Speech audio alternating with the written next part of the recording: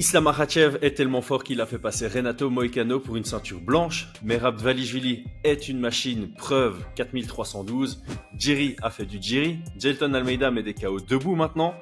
De Reader montre qui il est vraiment et bien plus sur cette UFC 311 juste après l'intro. Yo, this is Dustin Poirier. Bienvenue à Fight Mind. Sous Fight Mind. Bienvenue sous Fight Mind.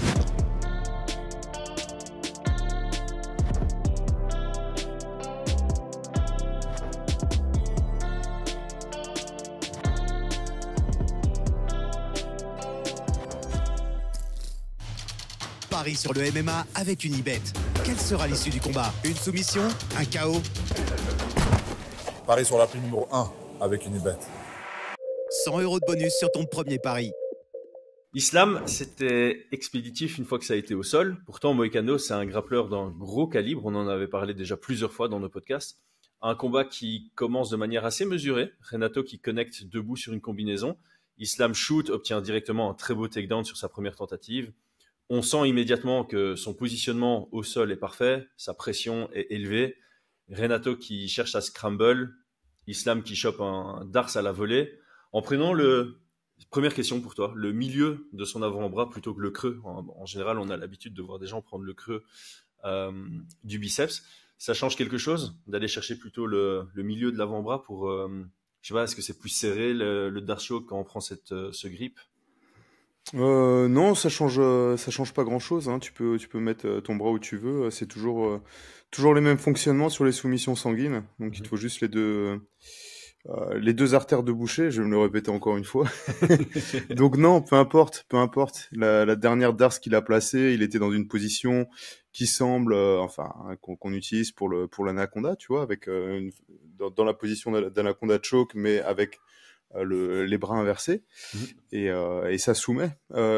Si vous voulez vraiment les détails, regardez où est placée la pression, et la pression, elle est vraiment en ligne, juste au niveau de l'épaule, et voilà. Et là, on prend en première, deuxième artère. Voilà, c'est ici. Donc, que la main soit fermée ici, qu'elle soit pas fermée, s'il y a suffisamment de pression sur cette épaule-là, ça tape et ça dort.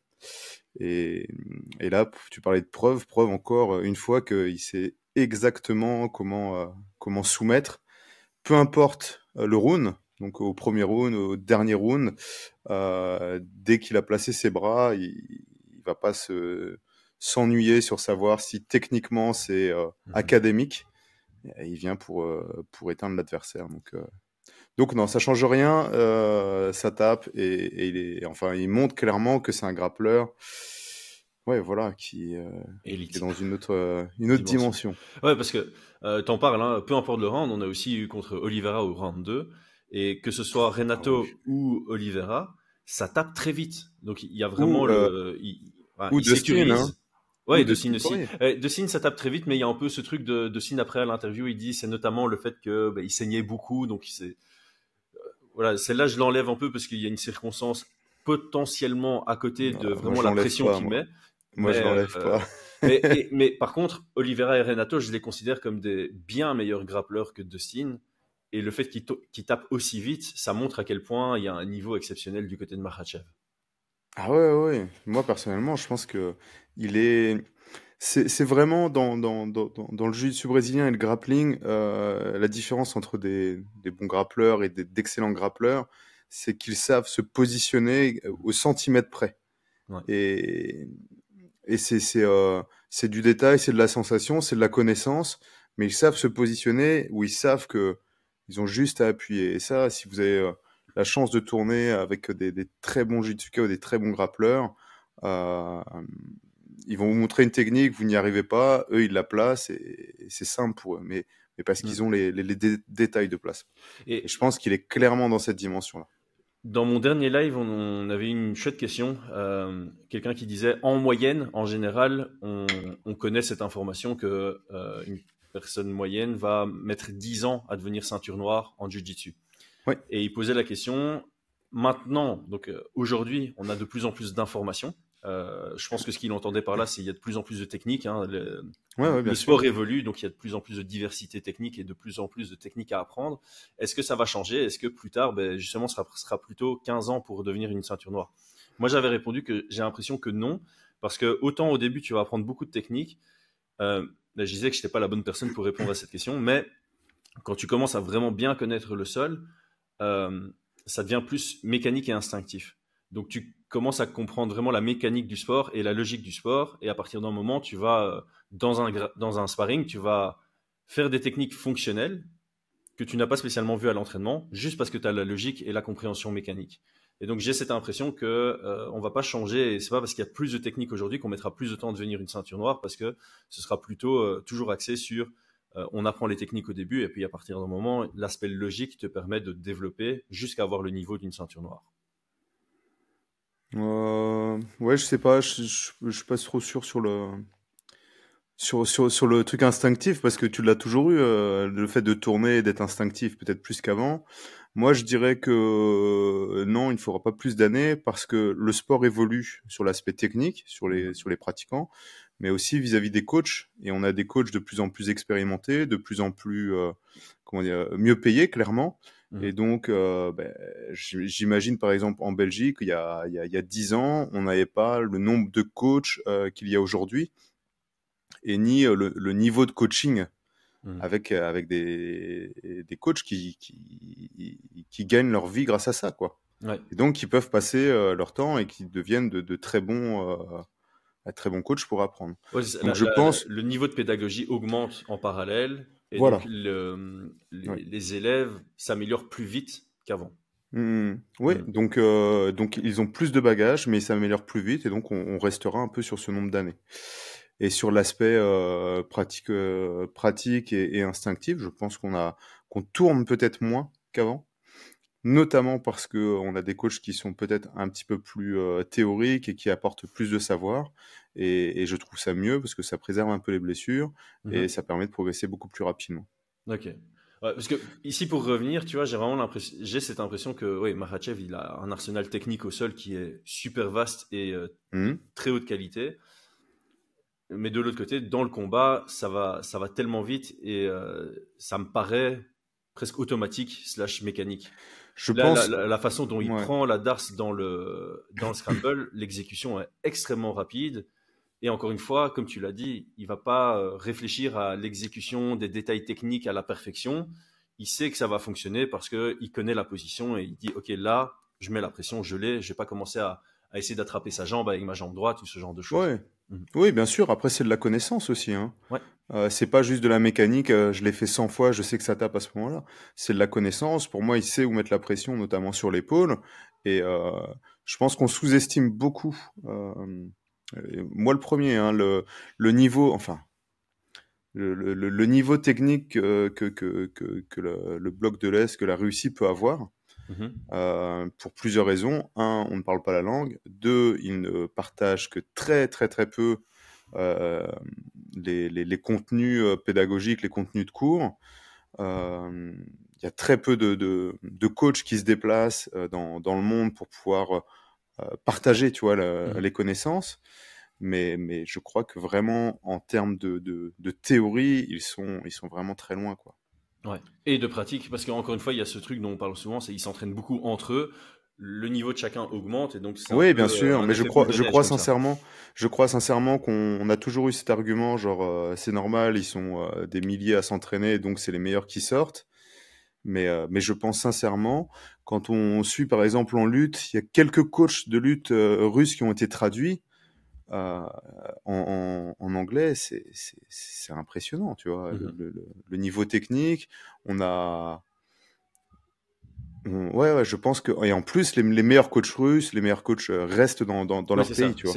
Donc, ceux qui sont traduits sont même pas spécialement les meilleurs disponibles. Les meilleurs disponibles sont encore là-bas. Voilà. Je suis persuadé qu'on leur donne... là, ils ont 1000 athlètes, par exemple, à former. Ils vont en former 10 qui sont incroyables, tu vois. Mais je pense qu'on leur en donne 10. Ils seront capables d'en avoir encore 10 incroyables, tu vois. Ouais, c'est ça. Ouais, pour moi, c'est vraiment un ensemble de choses qui fait que... Et donc, je suis persuadé qu'il a... Techniquement, il est vraiment très très bon aussi. Ouais, et on a eu une interview il y a pas longtemps de Khabib, dont une partie avait fait un peu le buzz sur la partie des sacrifices, où il avait dit à quelqu'un, un Mexicain qui était venu s'entraîner chez eux et qui voulait retourner prendre des vacances pour revoir sa famille, et il a dit, ok, bah, tu peux être un très bon père, mais tu seras pas un très bon combattant. Ça avait fait rire un peu la toile, mais ça Ouais. montre un peu ce mindset de, ok, si tu veux être le meilleur au monde, Ouais. il y a une question de sacrifice et de savoir mettre une priorité. Alors, c'est pas ce que je vais recommander. Non. Moi, je vais pas communiquer là-dessus en mettant une priorité sur le sport plutôt que la famille. Mais je pense que sur l'état d'esprit, tu vois un peu où ça en est. C'est peut-être la meilleure communication, c'est peut-être, voilà, si tu veux être le meilleur au monde, l'aspect famille, mais mets-le vers la fin de ta carrière. Pense-y à la fin de ta carrière. Et voilà, en termes de mindset, je pense que les meilleurs de cette partie-là du monde font absolument tous les sacrifices nécessaires pour être les meilleurs. Et ça passe par mettre des grosses priorités sur ce sport.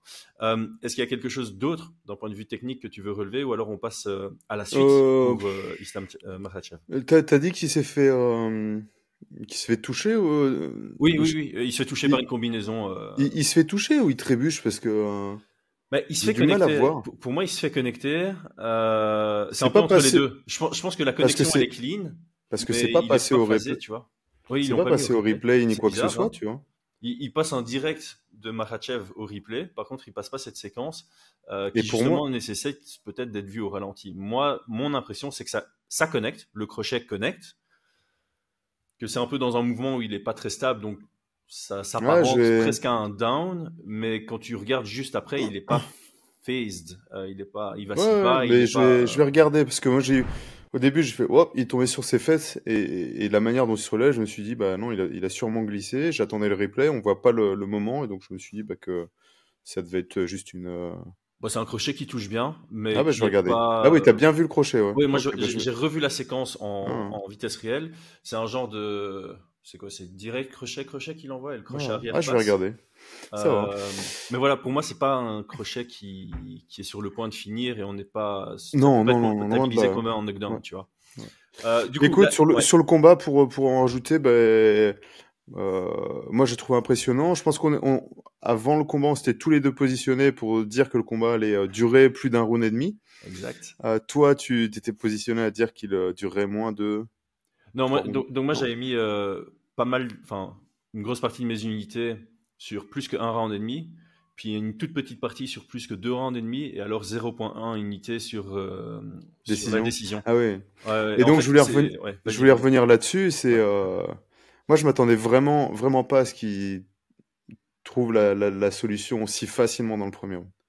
Ouais. Je voyais, voilà, pour moi, il y avait aucun monde où je le voyais perdre, où je voyais Tu Moïcano nous avais fait l'emporter. rire sur WhatsApp, tu avais dit autant je voyais aucun chemin pour la victoire pour Tsaroukian, autant j'en vois aucun pour Renato Moïcano. Ah ouais, mais Moïcano, c'était genre, au club, contre j'aurais dit, mais même à 100 contre 1, je mets rien, quoi, tu vois. Ouais.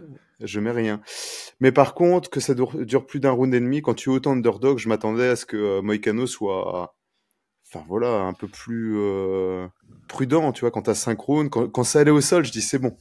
Le pari, il est ok, il va laisser Pareil. Moïcano passer le round, il va pas prendre de risque, c'est ultra dangereux. Je tourne les yeux et là, je vois que ça soumet. Je suis, c'est pas vrai. Ouais, Donc, ouais. vraiment impressionnant. Un petit peu déçu par Moïcano qu'il n'ait pas duré plus longtemps. Ouais, mais en fait, c'est ça. Moi, je m'étais positionné sur Moïcano pour 2 raisons. Enfin, je me suis pas positionné sur Moïcano, ouais. je me suis positionné sur Islam, mais que ça mette du temps. Pour la première raison, c'est, on avait dit, Moïcano, c'est quelqu'un de très durable, que ce soit debout ou au sol, Ah ouais. avec un gros mental. Et la deuxième raison, c'est plus sur la dynamique narrative. On s'est un peu retrouvé dans le cas Khabib contre Yaquinta. C'était Ouais, allé à la décision. Et j'avais dit que les moins bonnes performances du clan Khabib, historiquement, ce sont des short notice. Khabib contre Darrell Butcher, Khabib contre Yaquinta, 2 short notice, ça va à la décision. Islam Makhachev contre Tsaroukian la première fois, c'est un short notice, ça va à la décision. C'est pas sa pire performance, mais ça va à la décision. Et donc voilà, sur ce narratif, je m'étais dit, ça vaut la peine de se positionner sur un combat qui dure un peu plus longtemps parce que ce sera plus mesuré du côté de Makhachev. Il n'y a pas une il aura besoin d'observation, c'est comme ça que je l'avais vu. Et donc effectivement, je te rejoins très il n'a pas respecté parce que certains se disaient ouais, Moïcano, son jiu-jitsu peut mettre en danger Non, ça, je pensais Islam, pas. mais là, il l'a même pas respecté, quoi. Il est rentré Ouais. comme si c'était impressionnant. En tout cas, voilà, je suis déçu malgré cela, hein, malgré le très bon combat, parce que je voyais vraiment une victoire. Déçu de pas avoir eu ce qu'on devait avoir à la base, quoi. Mais bon, c'est comme Ouais, ça. ça, ouais, clairement. Surtout qu'on voit qu'Islam était vraiment à 100%. Il était bien Oui. préparé, il était bien Oh là, là donc là, j'aurais ouais. bien aimé voir contre Saroukan. Mm. Mais donc justement, parlons de la suite pour Islam Makhachev. Dana White s'est exprimé, Saroukan n'a pas le title shot. Ouais. D'ailleurs, Saroukan fait une belle réponse sur Twitter en disant « Je comprends totalement. Je trouve qu'une revanche contre Oliveira fait sens pour définir le prochain challenger. » Donc, option 1, revanche Saroukan-Oliveira en 5 rounds, s'il vous plaît. Et Islam prend le vainqueur. Deuxième option, Islam monte en welterweight. Troisième option, Topuria monte pour Islam. Alors Topuria a posté hein, quelque chose comme quoi il pouvait le KO, il pouvait... Ouais. Ouais. Ouais, écoute... Moi, je ce qui repensais m'intéresse le plus, suite c'est à... welterweight. Je t'avoue que ce qui m'intéresse le plus, là, c'est Islam qui Bah, prend le vainqueur Belal Shavkat. Ouais, clairement. C'est-à-dire qu'on a un Islam qui est tellement bon dans sa catégorie qu'on est obligé de l'imaginer face à un adversaire plus lourd pour pouvoir être challengé, tu vois. Ouais, on est dans cette situation-là, clairement. Ouais, clairement. Parce que il y a Topuria qui monte. Tu sais, on avait discuté d'un éventuel combat et que ça serait, enfin voilà, qu'on voyait quand même Islam favori. Bien sûr. Mais après, j'ai réfléchi et je me disais, si Islam descend à 66, ah là là, c'est... Ah non. Je vois large Topuria devant. Ouais. Et donc, ça ramenait sur le pound for pound, où après réflexion, je me dis quand même que si je vois ça comme ça, tu vois. Enfin, ouais, c'est un autre débat. Un autre débat. Mais oui, monter, c'est pénible, hein, d'être aussi fort au final. Et de pas avoir de concurrence. Moi, je t'avoue que historiquement, j'ai toujours eu du mal avec les champions dominants. Comment dire? Chaque fois qu'il y a un champion un peu trop dominant, j'ai envie de voir une surprise et le voir perdre. Anderson Silva, je voulais le voir perdre, alors que je l'aimais bien, tu vois. C'était juste une question de roulement dans la division, quoi, renouvellement dans la division. C'est plus ça. Donc ici, ouais, Islam, il est, j'ai l'impression trop fort pour la division. J'ai envie de dire que en lightweight, celui qui a le plus haut pourcentage de chances de l'emporter, mais qui sera quand même underdog, c'est Topuria. C'est pas un lightweight, c'est Topuria qui aurait le plus de chances. Il aurait plus de chances que Arman pour moi, et il aurait plus de chances que Charles Oliveira ou que n'importe quel autre nom qu'on peut citer chez les lightweight. Mais ce qui m'intéresserait le plus, vraiment, c'est de le voir dans les divisions du dessus.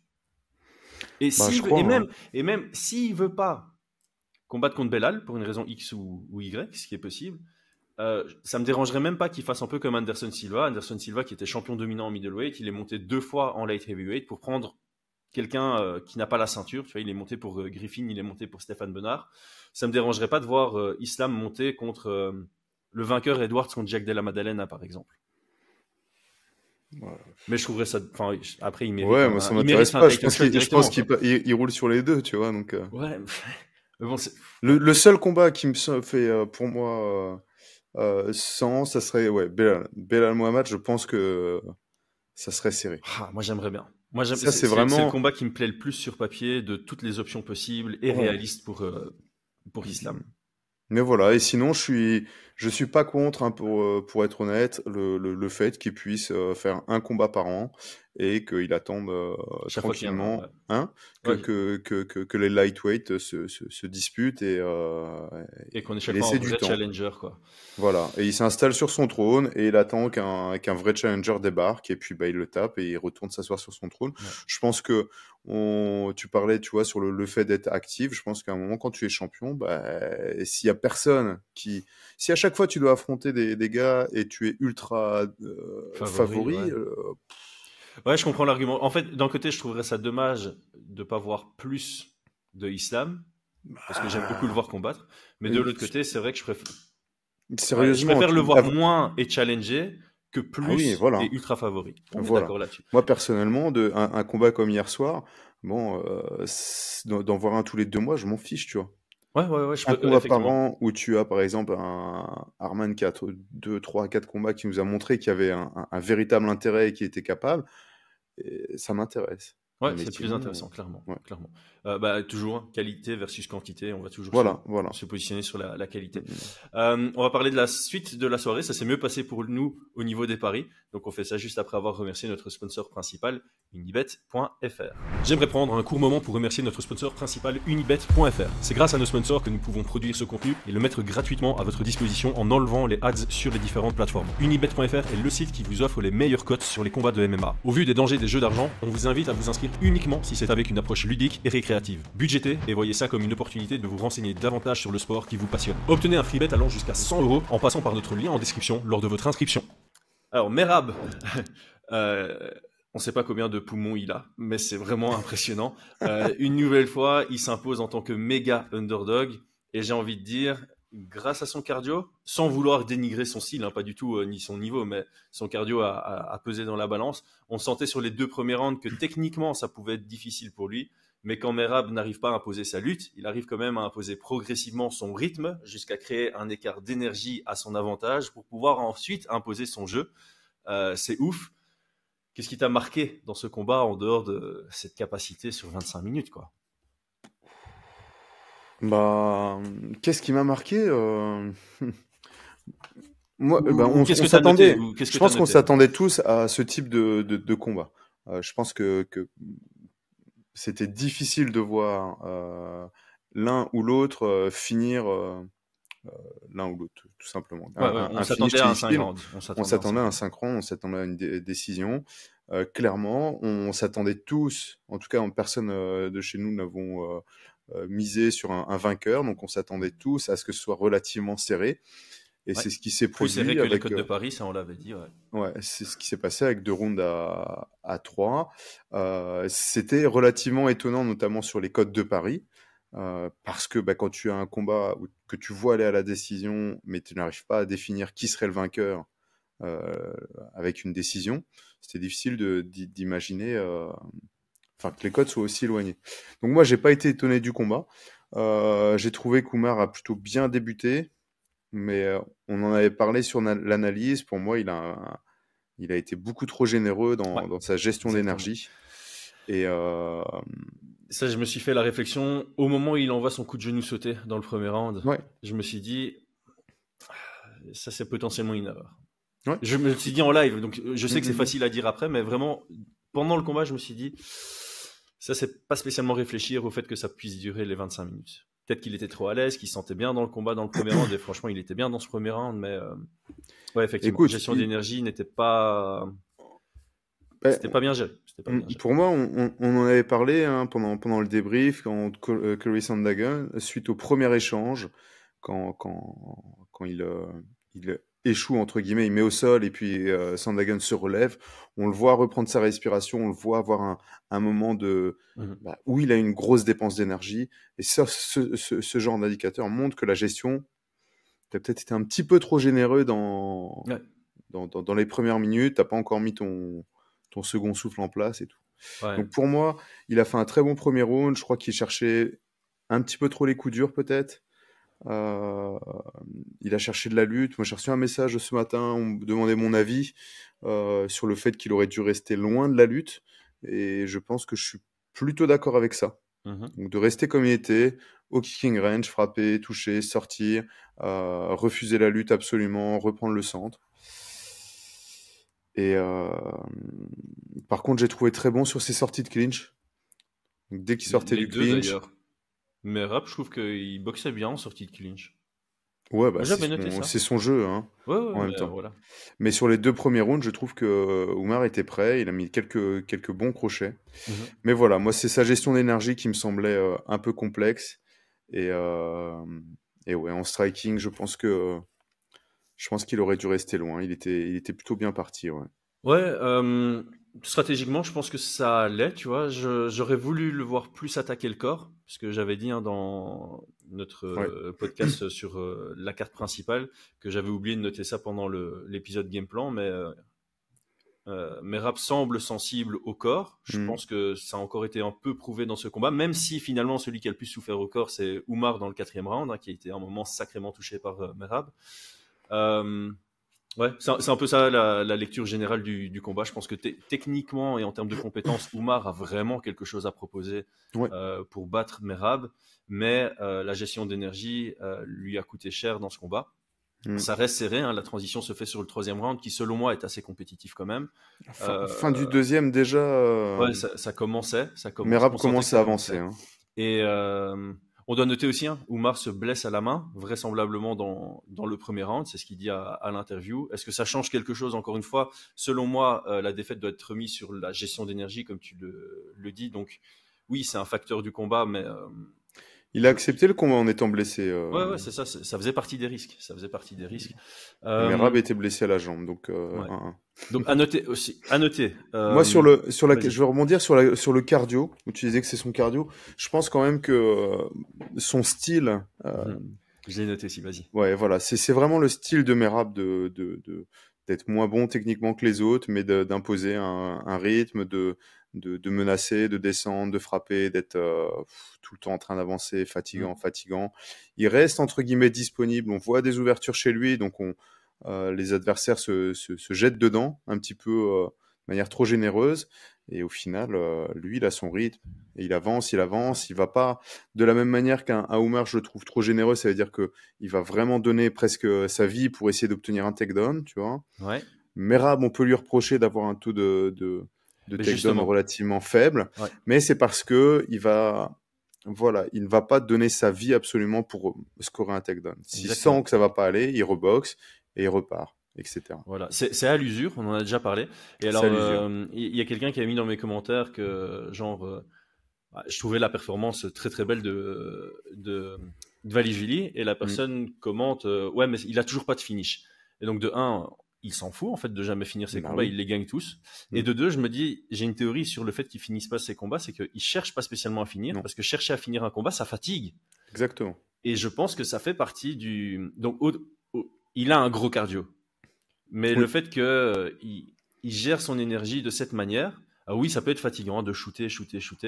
Mais étant donné qu'il n'y a jamais cette recherche de la frappe dure, il n'y a jamais cette recherche de la soumission, c'est que du positionnement. Voilà, c'est du positionnement, c'est varier le jeu, c'est feinter. Ça dépense moins d'énergie que le style de ses adversaires. Donc le fait qu'il finalise pas, en fait, c'est bénéfique par rapport à son style. Il vient prendre 3 rounds sur 5. Et il le fait en créant cette dette d'énergie par rapport à son adversaire. Et donc, si on avait un Merab qui cherchait à finir ses combats, ce serait un autre Merab, et potentiellement qu'on verrait un Merab fatigué dans le 4 et le 5. Donc ça fait partie de sa force. Voilà, il serait pas champion. On est entièrement d'accord là-dessus. Donc maintenant, il y en a beaucoup qui se posent la question quand même sur son cardio, s'il est suspect. Écoute, autre débat de nouveau. C'est d'autres débats. On n'a pas de preuves ni quoi que ce soit. Non. Moi, je trouve aussi suspect, je vous l'avoue. Mais clairement, ce style fait que ça lui permet d'être aussi volumineux et de durer plus longtemps que les autres. Voilà, mais malgré son style, je pense que c'est suspect. Mais voilà, effectivement, moi, j'ai plutôt me positionner sur une des raisons pour laquelle il tient aussi longtemps. C'est ok, certes, il a un bon cardio, suspect ou non, mais il a aussi un style qui lui permet de tenir plus longtemps que quelqu'un qui va chercher un finish au premier round à tout prix. Il y avait aussi une question, c'est est-ce qu'on a déjà vu ce genre de cardio à l'UFC? Les 2 exemples qui vont sortir du lot, c'est Cain Velasquez quand il n'est pas en altitude, en plus chez les poids lourds, donc c'est énorme de faire ça. Et alors Frankie Edgar, peut-être qu'on peut souligner dans un gros cardio et une capacité à tenir sur 25 minutes, mais c'est de manière moins intense, quoi. C'est vraiment difficile de sortir des noms qui ont fait ça. Covington, à une époque, on avait aussi un style très peu finisher, mais voilà, qui rentre, qui regardait un petit peu son style sur le main event qu'il avait fait, tu te rappelles RDA c'était contre RDA ou non plus Robbie Lawler. Contre Robbie Lawler. Donc on a vraiment un style qui rentre, il remet au sol, il frappe, ça relève, il remet au sol. C'est du c'est une sorte comme du 60%, quoi. C'est ça, une boxe qui vient pas mettre des KO, une boxe qui vient toucher, frustré. C'est un bon exemple. On a quelques exemples comme ça où en boxe, les frères Diaz qui peuvent durer très très longtemps, 5 rounds, continuent à toucher jusqu'à obtenir des knockdowns sur un futur champion, tu vois. Donc, on a quand même des exemples. Mais lui, je crois, en tout cas, Merab, c'est vraiment l'exemple Prime. voilà, Prime, qui restera dans l'histoire. Et en parlant de rester dans l'histoire, il bat le record de takedown à l'UFC de Georges Saint-Pierre. Il est donc le numéro 1. Il a dépassé les 90 takedowns réussis à l'UFC et il les dépasse de 2 en plus. Donc au 4e round, il a égalisé. Et sur le 5e round, si je dis pas de bêtises, il en obtient 2 officiellement. Ils sont beaux en plus. Hein. Ouais. 2 sur 4. Attends, non, takedown. Hop, hop. Ouais, on lui attribue 2 takedowns, donc il est à 92. Il bat bien le record de GSP et il n'est pas du tout en fin de carrière, donc ça va être très difficile à rattraper par la suite. Parlons de la décision. On est d'accord, 48-47, il prend 3-4-5. Il y a un juge qui donne le premier round à Merab, je trouvais ça très bizarre. Je pense que le juge qui donne 49-46 avait un mauvais angle et n'a pas vu le petit knockdown. C'est le premier qui donne ou c'est le deuxième? Il donne le premier. C'est au premier où il y a un petit knockdown à la fin, non? Enfin, entre guillemets. Hein.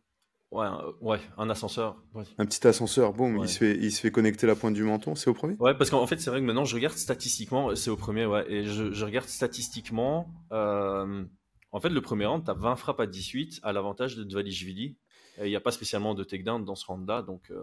Ben, je crois, quand j'ai vu, j'ai regardé après sur les scores, je pense que c'est ce 49-46, ce premier round qui peut questionner. Je pense que le juge était dans un angle où il n'a pas vu un peu cette frappe très significative dans ce round-là, Ouais. et que les deux autres ont vu. Heureusement qu'il y a trois juges, trois tout juges. simplement. Bah, après, finalement, qui gagne 48-46, 49-40. Qui gagne par 49-46 ou 48-47, ça change pas grand-chose, tu vois, dans 5 mois, c'est oublié. Non, du tout. Mais effectivement, c'est... Mais en tout cas, ça explique pourquoi un juge a vu le Ouais. premier round à Dvalishvili alors qu'on a tous vu l'inverse. Je pense que c'est parce qu'il n'a pas vu ce tout petit passage-là. Ouais, d'ailleurs, si tu vas sur MMA Decision, 100% des médias donnent 48-47. On l'a tous vu, ouais. Parce qu'à la caméra, tu savais pas te tromper. Et tant qu'on parle des juges, petit clin d'œil, Chris Leben qui fait ses débuts en tant que juge, j'apprécie, j'aime bien. On le voyait flag, il était en costard vert, tu vois. Dès le début du combat, je me suis dit tiens, c'est Bill Burr ou c'est Chris Leben? Et je vois pas pourquoi Bill Burr serait juge de MMA, même s'il est fan de MMA, pour ceux qui savent pas. Mais Chris Leben était juge et on avait Frank Trigg en tant qu'arbitre aussi pendant la soirée. Donc j'aime bien le fait qu'on ait des anciens combattants de haut niveau. Chris Leben était peut-être pas le plus cérébral, mais quand tu l'entends en interview maintenant, franchement, il est bien dans ce rôle. Il est bien dans C'est vrai. rôle. Et je sais pas combien de combats il a jugé. Je sais qu'il a jugé. Il a donné 30-27 à Barcelos. Il a donné 48-47 ici à Dvalishvili. Il a donné 30-27 à Gafurov. Donc il m'a l'air d'avoir fait un bon travail. Oui, il a l'air d'avoir fait un bon boulot, ouais. Donc j'apprécie le fait qu'on ait un ancien combattant de l'UFC en tant que juge. Il a fait le parcours classique comme tout le monde. Il a fait des petits événements. Maintenant, il est en bord de cage UFC. Si vous voulez découvrir sa facette un peu plus sombre, c'est The Ultimate Fighter. C'était le premier The Ultimate Fighter qu'il a fait? Ah, je pense pas que ce soit le premier. Les souvenirs. Il est très vieux souvenir. Ça fait maintenant 15 ans, un truc comme ça. Oh purée, peut-être plus, je sais même pas. Incroyable cette type. Quelle suite pour Dvalishvili? Là, c'est un peu compliqué. Moi, le scénario qui me semble le plus logique, ce serait une revanche entre Peter Yan et Sean O'Malley en version 5 rounds. Et le vainqueur obtient sa revanche contre Dvalishvili. Parce que sinon, c'est quoi? Tu fais monter Pantoja? Ou bien tu fais un rematch contre Umar parce que sa main a été fracturée, pas facturée. Non, moi, ma meilleure option, c'est vraiment... Il a été champion, il a combattu rapidement après avoir eu sa ceinture. Maintenant, il peut s'asseoir sur son titre, le temps qu'il y ait un vrai contender. Et pour moi, on peut faire Yan contre O'Malley 2. Ça plaira à tout le monde, à tous les fans. Et le vainqueur de ce combat mériterait... il faut le faire en 5 rounds, absolument. Et le vainqueur de ce combat mériterait son rematch. C'est quand même dommage qu'il soit pote avec Topuria. Ah ouais, j'y ai pensé. Ouais, Franchement, disputez-vous s'il vous plaît, faites quelque chose, ça serait incroyable. Parce que là, c'est pareil, quoi. Franchement. Ouais. Changer je sais pas, moi. Mais là, je mettrais quand même Ilya favori. Ouais. De nouveau, mais bon, c'est de nouveau ce truc de. Ça serait incroyable. Ce serait un sale combat. On va. Et Pantoja, s'il monte, parce que Pantoja, il a nettoyé sa division, tu vois. Et s'il y a bien un moment où ce super fight peut se faire, c'est maintenant, tu vois. Ouais, mais il faut quand même avoir en tête que Merab, c'est un gros cutter, hein. Ah, Je me rappelle qu'il y avait dans un événement où il a été pesé avant de monter dans la cage, il était à 70 kg et demi ou quelque chose comme ça, et quasi à 70, 71 kg, énorme. Donc contre Pantoja, je pense que ça va être... Ouais, ce serait le problème. Parce qu'il y a un côté... Par contre, il y a juste un côté très fun à ce combat. C'est Pantoja fatigue, mais il est très bon dans la fatigue. Ouais. Et donc ce côté-là m'intriguerait dans cette hypothétique opposition. Bref. Je pense que comme avec Islam, on le laisse se reposer, profite un peu de la vie, profite de son statut de champion. Il en a très peu profité, donc autant qu'il le mérite, quoi. Ouais, c'est clair. Franchement, il a fait mentir les cotes de Paris. Toi comme moi, on ne s'est pas positionné sur lui. On avait dit, hein, la cote est super intéressante. Donc normalement, à l'aveugle, tu devrais mettre sur Merab quand il est autant favori.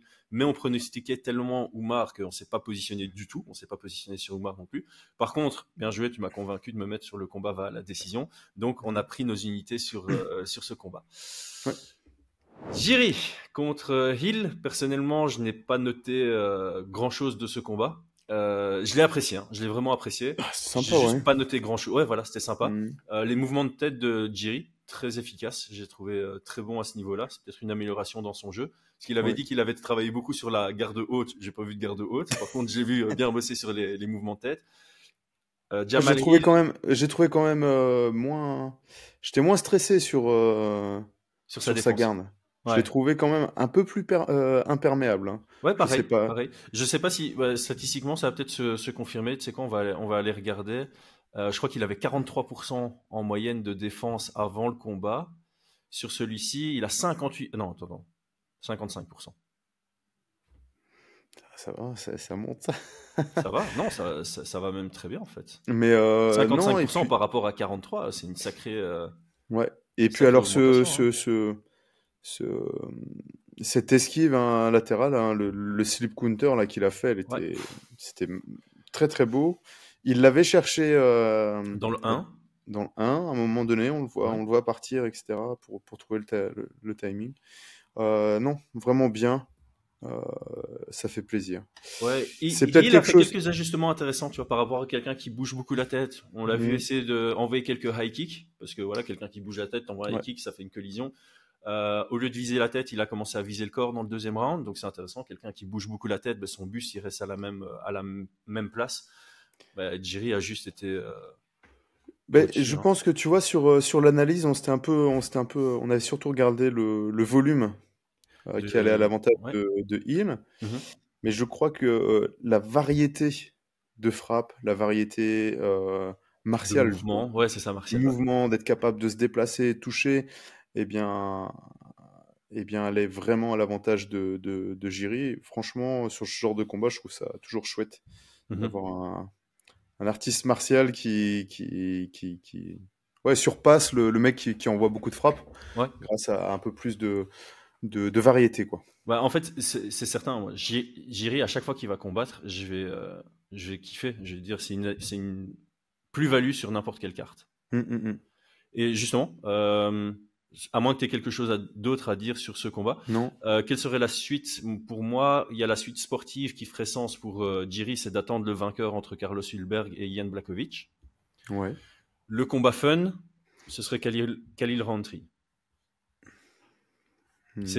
Sportivement, ça fait moins sens par rapport au ranking. Maintenant, on sait que l'UFC aime bien. Tu sais, Dana White, il dit sur la défaite de Khalil contre Alex Pereira, il mériterait de monter au classement. Ce serait un combat fun. Moi, ils annoncent le combat en tant que fan de MMA, je serais là, cool. Ouais, si. Mais c'est vrai que sur l'aspect sportif, dans la course pour le titre, ce serait le vainqueur Hulberg contre Blachowicz qui est l'unique option en soi. Ouais, après, sur la course pour le titre, il peut aussi se prévoir 2 combats, tu vois. 2-3 combats pour bien se replacer en tant que challenger. Ouais, mais donc dans ce cas-là, Khalil Rountree est une bonne option. Ça veut dire, un peu comme on en avait parlé de Mackenzie Dern, vouloir continuer à prendre de l'expérience et donc ne pas être trop regardant au classement, c'est juste, il faut que je continue à gagner. Et effectivement, sur cet état d'esprit Makhachev, c'est si je veux être champion, je vais être capable de battre n'importe qui de ma division. Ouais, c'est vrai. Bah, moi, personnellement, content de mes mises sur ce combat. Je t'avais dit que cette année, j'allais faire plus des mises statistiques. J'avais fait une analyse statistique sur le finish. Ça devait se finir, ce combat. J'aurais dû peut-être faire un tout petit peu plus confiance à mon analyse macro. Le footwork dégueulasse de Hill va galérer contre les mouvements de Jiri en mettant plus d'unités sur Jiri. Mais je me suis quand même positionné dessus, je pense, avec un quart d'unité. Donc, je suis assez content là Ouais, bien joué, bien joué. Moi, je t'avoue que j'ai rien misé dessus parce que j'arrivais à avoir aussi une décision. Et au début, j'ai hésité avec la décision, qui aurait pu se produire, parce que le Bon, KO, on il est pas arrive à loin. combien? Il reste 2 minutes. Il reste 2 minutes, dans le combat, ouais. donc, mais moi, je suis resté loin de. J'ai bien fait. Mais sur les combats chaotiques comme ça, ouais, il faut un peu rester loin. En plus, c'était un pick-em. On en avait parlé, Ouais. il y avait des raisons de croire en la victoire de l'un comme l'autre. D'un côté, le volume versus la mauvaise défense. De l'autre côté, le mouvement versus le mauvais footwork. Par Et contre, donc, la scorecard, ça donnait quoi? à mon avis, 1-1 à l'entrée du 3. Ouais, c'est ça, hein. À mon avis. Parce que le premier va clairement pour Jiri. Le deuxième, moi, je le donne à Jamal Hill. Mhm.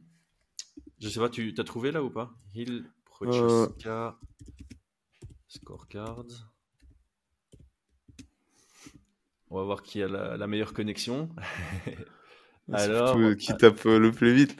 c'est 19-19, ouais. Donc, on donne le premier. Les 3 juges sont unanimes. On donne le premier à Prochaska et on donne le deuxième à Jamal Hill. Ça me semble donc logique c'est- que le troisième était décisif. Et d'ailleurs, Jiri Prochaska est venu pour gagner et pour finir.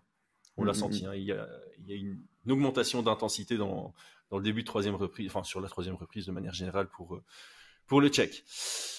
On pensait que Almeida allait laver le sol avec Spivak. Finalement, il l'a rincé debout. Et en parlant de laver et rincer, merci à Onae. Cet épisode est sponsorisé par Onae parce qu'après un gros entraînement, chaque athlète mérite une bonne douche. Onae est la marque de référence pour les gars solides. Savon fait à la main à Marseille, bourré d'ingrédients actifs. Toute l'équipe Fight Minds a testé, toute l'équipe Fight Minds a approuvé, toute l'équipe Fight Minds vous le recommande. Cette année, ils sortent leur gamme de parfums inspirés par leurs savons les plus commandés. À l'image de leur savon, c'est sans ingrédients douteux et très plaisant pour vos sens olfactifs et ceux de vos proches. Foncez sur notre lien en description et profitez de 10% de réduction avec notre code FIGHT10. Bon, Jelton Almeida place un TKO debout sur Spivak après des séquences intéressantes au sol. Personnellement, j'ai kiffé son premier renversement à partir de la demi. Ça paraît simple quand c'est bien exécuté. Attends, parce qu'il y a eu plusieurs renversements. Si tu parles Deux de. partout. Il y en a eu 2 partout, je pense, renversements. Le renversement quand il est en demi-garde profonde, là? Ouais, deep half, et puis il vient chercher la cheville, il tire la cheville. Je trouvais ça. La cheville, ouais. Non, franchement, je l'ai passé lundi de la semaine dernière, je crois. J'avais bossé sur la Coyote Guard, s'appelle, la garde Coyote. Okay. Et donc, tu peux renverser d'un côté, et puis s'il remet du poids, tu pars sur celle-là. Ouais, c'est toujours chouette, je trouve, les trucs où tu as des contrebalances, comme ça, tu peux feinter ou essayer un renversement d'un côté, il met le contrepoids et tu utilises ça pour... Non, le renversement, je l'avais noté aussi, je l'avais trouvé vraiment très très beau. Ouais, en plus, techniquement propre, tu vois, il n'y a pas trop d'énergie qui a été déployée, c'est vraiment splendide, ouais. Écoute, non, franchement, un combat assez sympathique à regarder. Ce premier takedown qu'obtient Spivak, encore une fois, je fais oula, attends. Judo. Type judo. Et puis, ça nous a permis quand même d'avoir beaucoup plus de réponses entre guillemets, sur Almeida. Almeida notamment, sur son dos. Ouais. Voilà, le niveau qu'il a sur son dos. Et puis, Almeida un peu plus confiant pour pouvoir boxer. Et franchement, c'était plaisant de le voir. Boxer, quoi. En fait, moi, j'ai aimé le fait que ça reste un peu plus longtemps debout au début, que quand il shoot sur une amenée au sol, c'est défendable et contrable par Spivak, que sur son dos, franchement, il a un bon jeu. Il y a des gars comme ça qui sont très très forts en position du dessus, oui, bien sûr, et dégueulasse sur leur dos. Là, franchement, sur le dos, c'était pas mal. On l'a vu se faire renverser par Spivak, donc au final... Le renversement, c'est quand il perd le dos, c'est ça, non? Il y a eu 2 renversements. Il y a un moment où il va dans le dos et sa prise de dos est un peu kata et Spivak réussit à mais justement, on va en parler pour la différence entre Almeida et Renier de Rieder. Almeida avait la seat belt, je pense. Et de Rieder, par contre, lui, il avait le double under. Et tu en avais parlé dans un podcast il n'y a pas longtemps, comme quoi la seat belt n'était pas super fan dans le dos. Et on en a eu la preuve sur cette UFC. On a eu une preuve pratique par rapport à la théorie. Non, c'est sûr, il faut vraiment avoir ça en tête, hein, la seatbelt est vraiment intéressante, mais vous devez toujours avoir en tête que le bras qui est en dessous, c'est un bras pour contrôler, le bras qui est au-dessus, c'est un bras pour attaquer, quoi. Et Mhm. donc, bah, t'es 50-50, 50% en contrôle, 50% en attaque. Ouais, et Et donc, c'est si une tu veux position. Ouais. le contrôle, effectivement, le body lock, donc d'avoir les deux bras en dessous, Mhm. t'assure un petit peu de ne pas perdre ta position. Et une fois que le gars est fatigué, tu peux sortir tes deux bras pour attaquer, tu vois. Ouais. Et Ouais, mais alors, il y a une question de positionnement. Quand tu es en sac à dos, la seatbelt, ça peut aller. Quand tu es au sol, sur le flanc, la seatbelt, ça peut aller. Par contre, quand ton adversaire est en tripod, la seatbelt, elle est vraiment pas recommandée. Je pense que ça, c'est déjà une logique très macro qui peut être appliquée. ouais, bah, ce que je trouve bien avec la seatbelt, c'est surtout en grappling, où quand tu es dans le dos, normalement tu es censé avoir obtenu 4 points, donc tu es plutôt bien. Mm. Tu peux te permettre d'avoir une position euh, un peu plus mixte. Ouais. Tu as la possibilité d'attaquer sur les jujis quand le mec se relève, et puis Mm. si tu repasses en dessous, il n'y a pas de perte de points, entre guillemets, tu vois. Ouais, ouais, ouais. Tu peux recommencer un renversement, passage de garde, etc., tout ton cheminement. Mm. Donc c'est pour ça que ça a beaucoup moins, t'es moins stressé de perdre, de glisser et de perdre ta position. Ouais, Mais en MMA, par contre, bah, c'est problématique. c'est clair. C'est clair. Mm. Donc, belle performance, enfin, chouette combat. Ah Moi, j'ai oui. bien aimé. Le fait qu'on ait un finish debout, et franchement, son pied-point était pas mal, tu vois. Écoute, moi C'est ça plutôt propre et m'a. tout, ça m'a bien plu. Il y a une vraie progression chez lui Ben, dans son est-ce jeu. que c'est une progression ou est-ce qu'on le découvre? Moi, je pense que c'est une progression, je dirais. J'avais l'impression, sur quelques courtes séquences, qu'on sentait qu'il n'était pas super à l'aise, super propre techniquement encore. Et en plus, là, l'amélioration, il y a le côté efficace et il y a le côté propreté technique, j'ai envie de dire. Mm. Et ça le La fait monter à suite, combien au classement? chez nous, Ah oui, cinquième. Chez ouais, nous, c'est ça. c'est pas encore à jour sur le site. Par contre, sur le Discord, le gars qui s'en occupe a fait tourner l'algorithme. Alors, c'est l'algorithme sans les bonus. Il a reçu un bonus. Donc, donc, sans bonus, il passe en numéro 5. Donc, il prend la place de Curtis Blades. Mhm. Et peut-être qu'avec son bonus, ouais, peut-être qu'avec son bonus, il passerait même devant Sergei Pavlovich. Donc, peut-être qu'il serait 4. Peut-être qu'il serait 4 avec cette victoire. Donc, chez nous, il sera entre 4 et 5. À l'UFC, mince, j'ai pas le ranking UFC ouvert. À l'UFC, il est. Où est-ce qu'il est? À l'UFC, pour l'instant, il était 6. Devant lui, c'est Curtis Blades et Sergei Pavlovich. Donc, ce sera grosso modo Mhm. la même chose.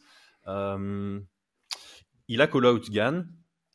Il avait dit qu'il allait call out Gann. À l'international, les gens aiment bien le combat sur papier. Il y a pas mal de gens qui ont commenté que ça ferait sens que ce soit le combat qui décide lequel est le prochain pour le titre. Mhm. Ah bah oui, hein. Ouais, après, on tous les sait deux. que l'UFC, enfin Dana White avait dit qu'il allait considérer que Volkov avait gagné contre Gann dans ses choix de matchmaking, grosso modo. Hein. Ouais, c'est toujours pareil, mais bon. C'est le bordel, ouais, c'est le bordel. Non. Pavlovich, en cas de victoire contre Rosenstruck, ça peut être une option aussi. Tu vois, on pourrait avoir Aspinall contre Jones, Gann est le prochain, Pavlovich contre Rosenstruck, on pourrait avoir Aspinall contre Jones, Volkov est le prochain parce que Dana White fait ce choix-là. Du coup, Gann pourrait prendre Mm. Almeida ou le vainqueur Pavlovich contre Rosenstruck. En tout cas, c'est très ouvert. Ouais, c'est ouvert. Mais Bah écoute, moi les d'un deux point de vue combats fan, j'ai m'intéressent, rien. moi. Voilà, je serais très content de pouvoir voir en tant que fan neutre du MMA. Enfin, si je me positionne comme un fan neutre du MMA, Almeida Volkov. Gann contre Almeida sur papier, ça me plaît énormément. Et contre Volkov? Contre Volkov aussi. Et Ouais, contre moi Pavlovich, en cas c'est de les victoire deux. contre Rosenstruck, ça me plaît aussi. Moi c'est les deux combats qui m'intéresseraient à voir, hein, peu importe Ouais, lequel. Je trouve que ouais, je pense que l'UFC, là, ils savent pas vraiment faire de mauvais choix sur non. le prochain combat d'Almeida. Mm. Mais j'ai envie de le voir actif. On va dire ça comme ça. J'aime bien le voir actif. Il est jeune hein, pour un poids lourd, si je dis pas de bêtises. Quel âge est-ce qu'il a? Bon, peu importe, c'est pas très important, mais j'ai l'impression que c'est un jeune poids lourd. Il est né en 91, pas si jeune que ça. Bah, pas, enfin voilà, plutôt moyenne basse d'épaule. 33. On s'était tous les deux positionnés sur Almeida par finish. Almeida qui est monté en carte principale, on va dire dans ce cas-là, grâce au chamboulement de l'UFC 311. Ça semblait être un cadeau, cette cote à 1,50 de Almeida par finish. On s'était positionné, il faut que j'avoue que tu as posé la cote, j'ai fait « Oh non, mais elle est incroyable cette cote, je l'ai prise aussi. » Je te remercie d'ailleurs. Ah ben voilà, on s'est fait une passe, on s'est fait un assist chacun sur cette carte. Ouais. Franchement, elle valait le coup. Ouais. À fond. Renier de Reader, très propre, hein, j'ai trouvé. Comme j'avais dit, moi, dans mon analyse, hein, il allait pas faire le rigolo debout. Il shoot direct, il obtient le takedown. Il est patient. La prise de dos, je l'ai trouvé au début précipité, mais après, j'ai trouvé ça très beau. Il n'est pas super bien positionné quand Kevin Holland se met en tripod. Il a le double under plutôt que la seal belt. Il est assez haut. Puis il y a Kevin Holland qui vient prendre un contrôle de poignet. Et malgré tout, il parvient quand même à prendre la Kimura grip pour remettre au sol. Il redescend parce que sa tête était trop haute. Hein. C'est toi qui dis toujours si la tête est plus haute, ça va être galère. Il redescend, il finalise. On a senti l'expérience d'un excellent grappeur. Ah ouais, franchement, le combat en lui-même, si vous n'êtes pas fan du combattant, ni de grappling et de lutte, il n'y avait rien de folichon en soi, tu vois. Ouais. Mais tu l'avais noté hein, qu'il allait le mettre au sol. Effectivement, je trouvais qu'il a eu très très facile pour le mettre au sol sur la single leg. La prise de dos, elle était, comme tu l'as dit, un peu précipitée, mais il a su faire tous les ajustements pour la conserver. Donc en termes de grappling, il y avait quand même beaucoup d'informations intéressantes. Et puis cet étranglement arrière, moi je vous avoue que je me suis dit bon, on va avoir encore un petit peu de temps, il va pas réussir, enfin voilà, ça va pas être aussi simple que ça quand même, tu vois. Et il a rendu les choses vraiment faciles par un très bon placement. Donc une belle victoire, une très belle victoire, c'est vraiment bien parce qu'il est revenu très rapidement pour combattre, un nom en plus. Et il confirme avec sa deuxième victoire par finish, hein, c'est ça hein. Ouais, deux soumissions, une fois au premier round, maintenant une fois une fois au premier round, la première fois c'était au troisième. On avait été nombreux à avoir été déçus par sa prestation contre Gerald Meerschaert, mais là j'ai pas du tout été déçu, je pense qu'il a montré de quoi il est vraiment capable. Et donc en termes de suite, chez les middleweight, je pense qu'il y a beaucoup d'options possibles, que ce soit en mode opposition de style, soit en mode grappleur de haut niveau contre grappleur de haut niveau. Personnellement, s'il veut être actif, et j'ai l'impression qu'il veut être actif parce qu'il est très frustré de ce qui s'est passé au One, je pense qu'il veut être actif. Donc, une bonne option selon moi serait Jack Hermansson contre De Reader. Pour moi, c'est une bonne addition à Londres. Ah ouais, ça serait incroyable ça. Ça me semble, en termes de ranking, ça me semble logique. En termes d'opposition, j'aime beaucoup. Européen contre Européen à Londres, moi je dis oui quoi. Bah ouais, franchement, c'est vraiment un combat que je trouve très bien. Ouais, parfait. Moi aussi, hein, ici, très content de mon pari. J'avais mis 0,8 sur De Reader et j'avais boosté avec 0,2 sur la soumission. Je prends les deux au passage. Ouais. Donc voilà, nickel. Allez, on boit un petit coup avant de parler de la carte préliminaire, de tout le reste de la carte en vrac. Nous sommes fiers d'être ambassadeurs de la marque Oko Europe. Oko produit des gourdes filtrantes éco-responsables. Le filtre Oko traite l'eau pour la purifier et la rendre saine à la consommation. Polluants, pesticides, métaux lourds, mauvaises bactéries et autres contaminants sont efficacement filtrés. Cette gourde vous permet d'avoir accès à de l'eau de qualité à portée de main et même lors de vos voyages. La gourde de 650 ml est à 63 €, celle de 1 litre est à 69 €. Dans les deux cas, vous avez un filtre offert de 400 litres. Votre litre d'eau est donc à 17 centimes. Et oui, ça vous fera faire de sacrées économies, surtout sur le long terme. Une fois la gourde amortie, vos filtres pour 400 litres sont à 30 €, soit 7 centimes le litre. Et grâce à notre affiliation, vous avez encore 10% de réduction sur votre première commande avec le code FMOCO. Moins cher, moins de déchets, plus de facilité, plus sain. Rendez-vous en description pour le lien vers le site Oko Europe. Soutenez notre chaîne tout en mettant une priorité sur votre santé et celle de vos proches. On va commencer par ça. Barcelos qui tue la hype de Talbot avec une perf incroyable. J'ai vraiment envie de dire dommage que l'UFC ne donne pas de performance of the night à des décisions parce que honnêtement il la mérite. Hein. Ouais. Il la mérite. Il est ultra underdog. Ouais. La prestation techniquement et stratégiquement incroyable. Grosse intensité de combat. Et il a rendu Talbot quasi inexistant. Talbot a eu quelques moments, mais dans l'ensemble, Barcelos lui roule dessus. Premier round à la frontière du 19-18. Il y a un juge qui a mis 18. Hein. Ouais. Ouais. Bon, je trouve. Écoute, encore une fois, les gens doivent faire la distinction entre dégâts et impact. Et je l'ai trouvé très impactant.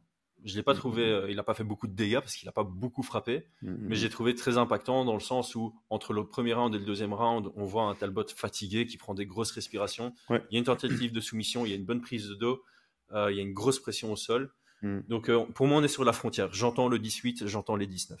Ouais. Bah écoute, je trouve que c'est. Le scoring était bon. Ouais. Et quelque chose à. Ouais, sa Sur lutte ce était combat? très très bonne, quoi. Sa lutte était vraiment très très bonne. Son grappling était très bon. Sa gestion debout a été bonne face à un Talbot qu'on voit dangereux à tout moment. Ouais, et puis même au troisième, on a un Talbot qui revient légèrement dans les premières Ouais, minutes avec un Raoni un peu plus fatigué, forcément. Il a fait quasi tout le boulot pendant 2 rounds, tu vois. ouais, Et qui réussit à reprendre le dernier round en mettant au sol, en étant dangereux. Et puis en il prenant finit le très dos. très fort, hein.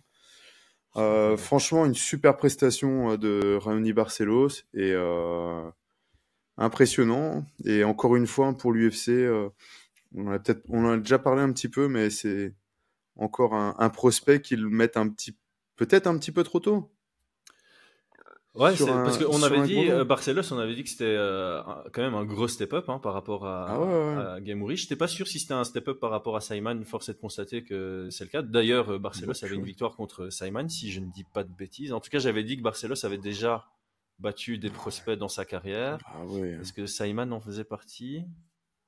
Non. Attends.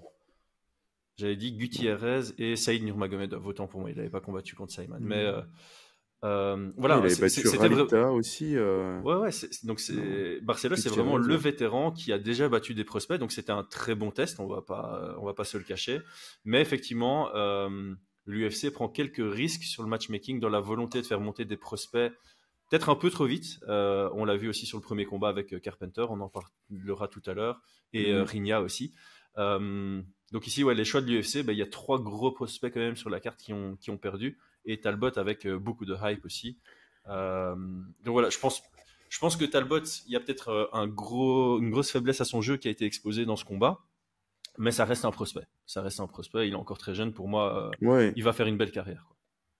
Mais je pense que la stratégie, elle est testée rapidement et puis ils savent qu'ils peuvent se refaire de toute façon. Ouais, ils peuvent reconstruire derrière plus Ils lentement peuvent si ça passe reconstruire pas. et puis que tout le monde en oublie leur défaite, quoi.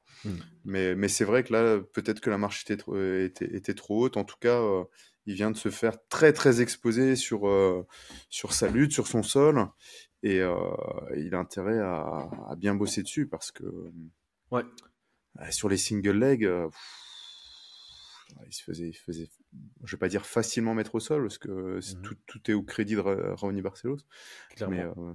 Mais Mais après, là, il j'y est ai pensé exposé, pendant hein. le combat, je me dis, voilà, Nick Aguirre avait déjà un tout petit peu montré qu'il y avait ce chemin. Ouais. Nick Aguirre Ouais, l'avait bon, mis au sol, l'avait bien contrôlé au sol, et Nick Aguirre était quand même quelqu'un pas du ventre mou, mais en dessous du ventre mou de cette division. Donc voilà, là on a eu quelqu'un qui a été capable de capitaliser là-dessus. Et donc c'est bien pour Talbot, au final ça lui fait une bonne expérience. Ouais. Je pense que là il se rend compte que s'il veut monter dans le top, il y a c'est quoi l'expression? T'es aussi fort que ton maillon faible. Et donc là, Talbot, ouais, il a tout Ouais. intérêt à prendre son Ouais. temps, à pas revenir dans les 6 mois et à travailler très dur sur ce Ah côté oui. de son jeu qui a été complètement exposé. Mm. Prochain dont j'ai envie de parler, c'est Grant Dawson. Je sais pas pourquoi personne n'en parle. Il est maintenant à 11-1-1 à l'UFC. Ouais. Il est bon, hein. Sa Mm. seule défaite, c'est contre King Green. Il était ultra favori, il se fait juste bien connecter debout. Alors ici, je vais toujours garder cette réserve que même dans ce combat-ci, j'ai trouvé que il y a des moments debout quand il y a un peu de fatigue chez Grant Dawson, notamment au début du deuxième round, où je sens que un bon striker pourrait faire quelque chose. Mais par contre, son style lutteur-grappleur est vraiment solide. Vraiment solide. Bon cardio aussi. Moi, ce nom, je le retiens. Ouais, bah, je pense qu'il va rapidement faire partie à un moment donné du top 5 et effectivement, il faudra compter sur lui Ouais. Bah là, dans la pour moi, division, hein. il mérite limite de prendre un Raphaël Fiziev dans son prochain combat. Fiziev s'est exprimé sur les réseaux, il est un peu frustré parce qu'il ne trouve pas d'adversaire. Oh, bah ouais. Grant Dawson, pour moi, ce serait un très bon truc. Mm. L'autre option, ce serait Mateusz Rebecki, hein. Ouais. Mateusz Rebecki contre Grant Dawson, je pense qu'il n'y a aucun fan qui dirait non à ça. Non, c'est sûr. Tu avais parlé de Bekoev. Il a l'air d'avoir un gros niveau. Un finish dans la garde, c'est pas tous les jours qu'on voit ça.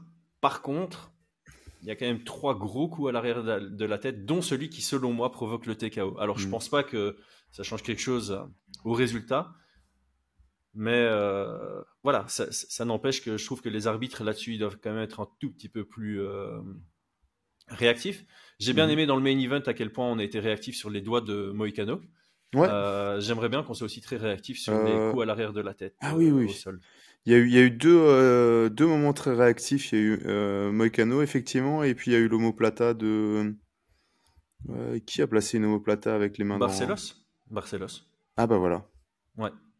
Ouais, c'est ça. Ouais, bah Donc voilà. ça a été très réactif. Ça, moi, j'ai beaucoup aimé, entre guillemets, tu vois. Et notamment sur les doigts où ils ont vraiment arrêté et dit non, tu le fais plus, tu vois. Ouais, parce que ici, Bekoev, on peut pas très- lui en vouloir parce que c'est vraiment dans le mouvement que ça vient toucher l'arrière de la tête, mais c'est quand même des grosses frappes qui touchent l'arrière de la tête. J'aimerais tu vois, que même si c'est dans la séquence de combat, c'est une faute involontaire, certes, mais ça mérite un be careful, tu vois. Ouais. Voilà, juste ça. Mais donc voilà, il a l'air d'avoir un beau niveau. On n'a pas eu trop de contenu sur ce combat. Qu'est-ce que tu as vu d'autre? Tu as relevé des... Moi, j'ai regardé Gafurov Nakamura aussi. Ouais, j'étais en train de le regarder. Bon, un peu déçu, quoi. De Rigna, le footwork est pas bon. Bah, c'était un combat un petit peu debout. Il y a eu quelques phases de lutte. Il y a une phase de lutte qui est complètement incroyable, qui a aucun sens. Je te l'enverrai parce que je l'ai screené, tu vois. Ok. Où j'ai pas trop pigé, donc j'ai repris comme ça. Je vais mettre au ralenti, mais c'est assez incroyable. Il se fait saisir une jambe, il part en arrière, l'autre fait une sorte de galipette sur son dos. Enfin, c'est n'importe quoi. C'est une séquence qui devrait arriver en flyweight, mais qui arrive en bantamweight. Ouais, exactement. Oui, c'était un combat un peu plus striking sans avoir un excellent niveau et non, une victoire logique, mais un peu sans saveur de Munga Furov. Ouais. Rien de plus, tu vois, rien de. Ok. Pas le combat. Il y en a peut-être qui ont trouvé ça super, mais moi j'ai pas trop kiffé, quoi. Bah, je regardais statistiquement, ça avait pas l'air d'être le combat le plus fun de la soirée. Et puis après, moi j'en ai pas vu d'autres pour l'instant. Ok, bah moi j'ai regardé Carpenter contre Ulanbekov, là, on en avait parlé. Ouais. Franchement, j'ai bien aimé. C'est un peu ce qu'on avait dit. Carpenter, un vrai prospect, mais la marche était un peu trop haute contre Ulanbekov, qui fait un très bon combat. Ulanbekov, c'est aussi un nom qu'on doit retenir.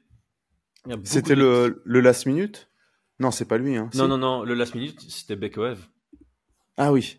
Donc ici, Ulanbekov contre Carpenter, j'ai trouvé qu'il y a eu de très très chouettes séquences, surtout en lutte. Je crois que c'est un Mongolian Throw, que ça s'appelle, que Ulanbekov a beaucoup utilisé. Il a chaîné dans le deuxième round avec un Polish twist. J'ai trouvé ça très intéressant. Carpenter a placé ses amenés au sol aussi. Beaucoup de pression, Carpenter, dans sa lutte. Franchement, très cool. Pour moi, c'est intéressant de suivre les deux noms. Et alors, j'ai pas vu le combat, mais par contre, j'ai vu la guillotine de Guskov et j'ai trouvé ça intéressant parce que tu avais vraiment son adversaire qui était genre assis contre la cage. Il était en train d'essayer de chercher le TKO, il n'arrivait pas à l'obtenir. C'est le genre de séquence où de temps en temps, tu as un gars qui va aller foutre un gros coup de genou en s'asseyant, tu vois, un peu comme Anderson Silva contre Chelson 2. Ouais. Et là, non, en fait, il a tapé, puis il a juste glissé sa main comme ça, et puis il est venu prendre la guillotine, et le gars était assis, tu vois, donc c'est méga chaud à défendre. Et j'ai trouvé intéressant de choisir cette option-là. Voilà, tout simplement. Top, je regardais ça aussi. Parfait. On a fait le tour. Dites-nous en commentaire s'il y a des combats dont on n'a pas parlé qui méritent le détour, parce que voilà, on a enregistré sans avoir eu l'occasion de tout regarder, mais on a regardé quasi l'ensemble. Quand même un big up à Axel Sola qui a une nouvelle victoire, une nouvelle par finish, qui défend une nouvelle fois son titre à l'ARES, donc il est temps de penser à lui pour l'UFC. Et 2 grosses annonces en cours de soirée. Alex Pereira contre Magomed Ankalaev, c'est officiel. Ce sera en mars pour l'UFC 313. Le co-main event sera un banger en 5 rounds entre Dan Hooker et Justin Gaethje. Donc très hâte de pouvoir analyser ça avec toi. Mais franchement, cool soirée, cool annonces et bon dimanche à toi. Ouais, à toi aussi, à tout le monde aussi. Merci. Ciao, ciao. Allez, Bon ciao. dimanche.